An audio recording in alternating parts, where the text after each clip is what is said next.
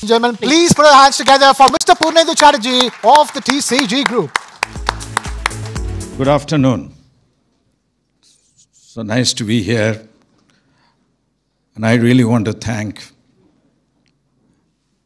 the TV9 group to create this wonderful idea and put it in the land of football, this great summit. And it's a harbinger of many things to come. You know, as you think about my topic, unicorns to MNC, I want to expand the aperture a little bit. You know, we all talked about where we end up in 2047. But many of the people that are getting into having a unicorn today or thinking of having a unicorn today in the early 20s, and they will probably live for 100 years. And there will be many more coming. So I want to increase the aperture to talk about this over the next 50, 60 years. With that in mind, second thing I wanted to say, what I was going to say is all been said by Baba. Okay? So now I have to create new material to add to what Baba and the panelists have already shared. As I'm thinking about it, two thoughts are going through my mind. One, what are the forces at work, and how do we navigate with agility through that forces as you think about the journey between a startup and an MNC?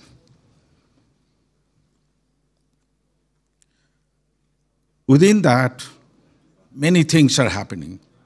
Climate revolution, bio-revolution, lots of revolutions. But two things stands out in my mind. Trump 2.0 and AI. Trump 2.0 to me is not just disruptive. I think it's an upheaval. We don't know what it is going to be. Baba used the word VUCA. I use the word disruptive, upheaval, future. Second is AI. You all have been reading about it. NVIDIA's earnings has become everybody's business. What is the guidance? It is 37.5 billion next quarter. And what is the number? And the market goes up and down. Talking about market, and my good friend here is Sanjay Nair sitting here, a big market animal. So I want to use some data from markets to make my point. See, market cap is a very interesting phenomenon for all unicorns. They start with $1 billion market cap. They don't talk about GDP, they don't talk about revenue. As a matter of fact, more money you lose, higher is your market cap.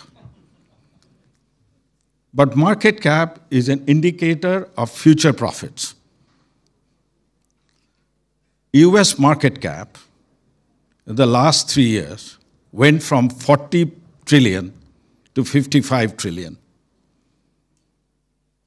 Chinese market cap during the same period has gone down from 14 trillion to 10 trillion. Think about this. What the market is saying is the future profits of the US economy is going to be substantially more and increasing than the past. Think of the Magnificent Seven. You know what the Magnificent Seven are, so I don't want to repeat that. The share of market cap over the same 3-year period has gone from 10 trillion to 17 trillion.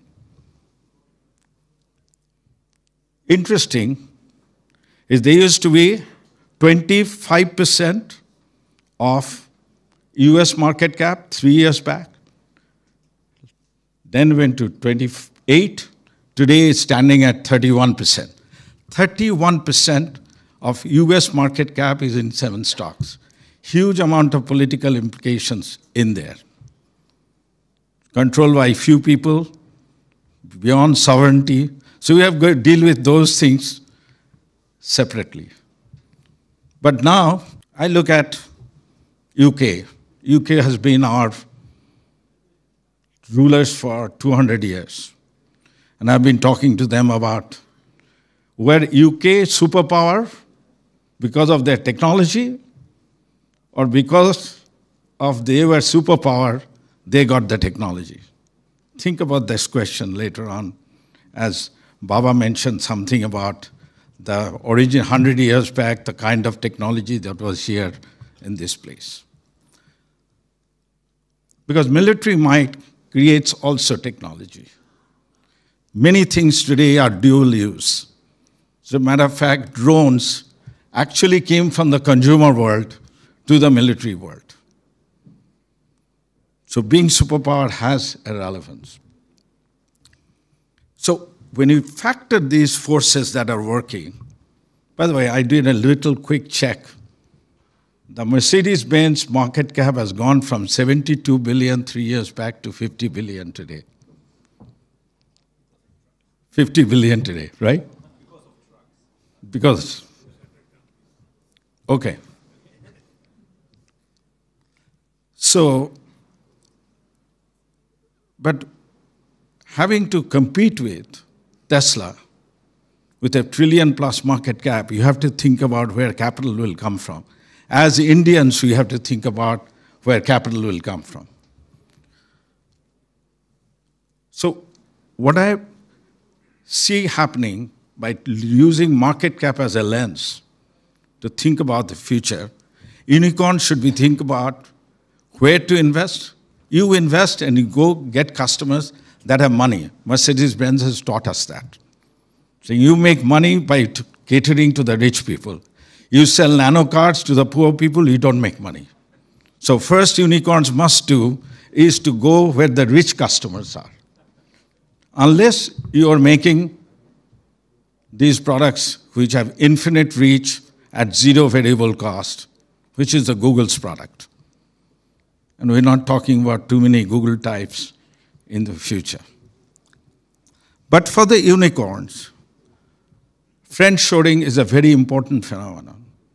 The global supply chain is deglobalizing, and we've got to figure out how you become part of that friendshoring game. And if you're technology-driven unicorn, you have to be dealing with American and European customers, because that's where the money is. Because India will do well, but Indian unicorns have to go and be successful in the biggest capital markets in the world. Now we're talking about becoming a product nation. And this is where I'm now shifting into. These forces are going to change the entire element of the business system. What do I mean by business system? You have R&D, you do product design, you do manufacturing, you do distribution, you have customer success. All of that areas will be disrupted by AI in massive way. And those who are not thinking about AI and digital, how each element of the business system is going to get disrupted, will be disrupted. Taking that into consideration and not spending all the time on the business systems elements, I want to focus only on R&D. India's position in R&D is dismal. You look at how many real products have we ever designed today that's in the market that came from our research? Very few. The only thing is globally, dominance technology in my mind is the Aadhaar card and UPI payment systems. The biometrics that we are using is truly world-class. But other than that, And there also it's not so much our technology, we took other people's technology. If in the next 100 years, we're going to have the rightful place in the Committee of Nations, our technology base has to just go up dramatically. Think about all the products that came in, from physics and chemistry, from Europe and UK, and that are fueling the growth of product-driven innovation and marketplace. Yes, market will need this, but it's a companies that provide increasingly better and better product and increasingly better and better materials. Internal combustion system has gone massive changes with catalytic converters and all, so that we can breathe, not 16. Even in LA, it was fog. LA used to be in the 70s, worse than probably Delhi today. But it's very clean air today. So all because of technology and innovation at the R&D stage. So I see an opportunity for India and rest of the world, friendly worlds, collaborating, because today you go to Silicon Valley, you see Indians, not only in the universities, along with the Chinese, all propelling the growth in Microsoft, OpenAI, Tesla, all of this Magnificent Seven, and many, many more. Needless to say, many of them are run by the Indian CEOs. So we are exporting science, technology, and leadership capability to make America grow from 40 billion to 55 billion.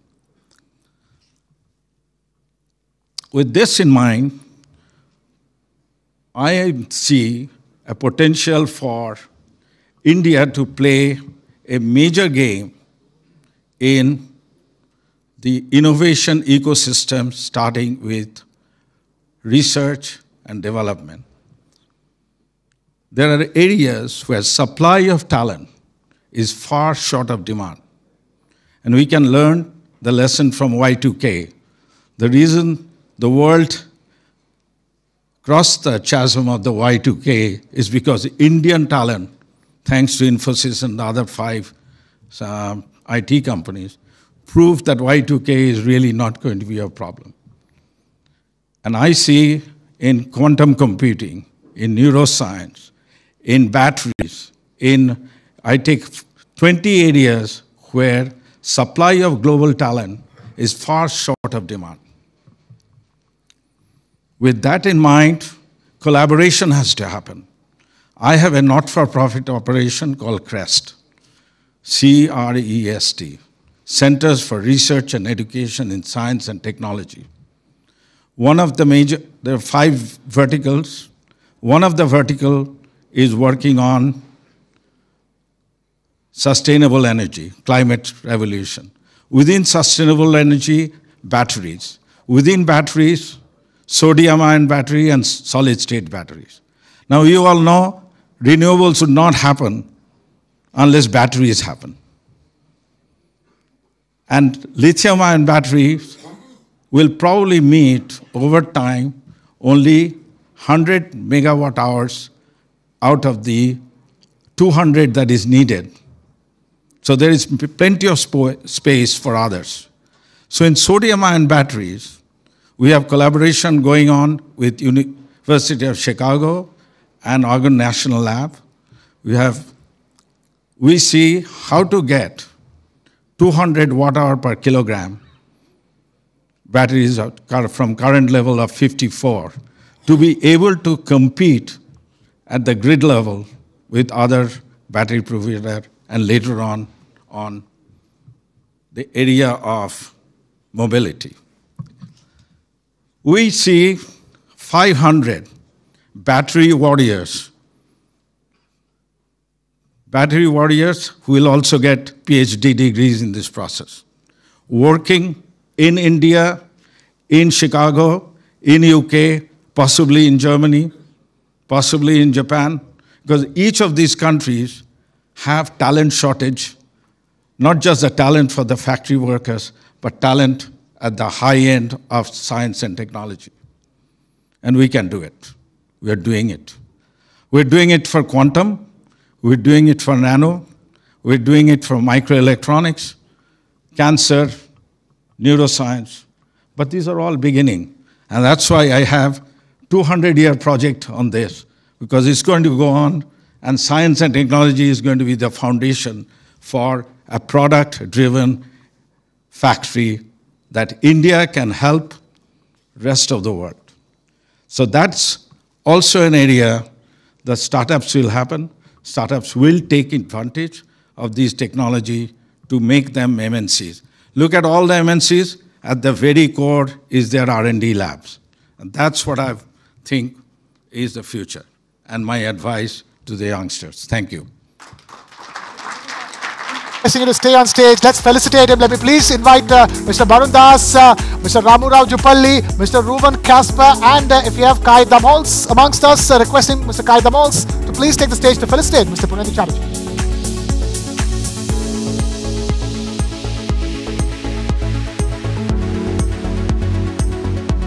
Good to see you. Good to see you.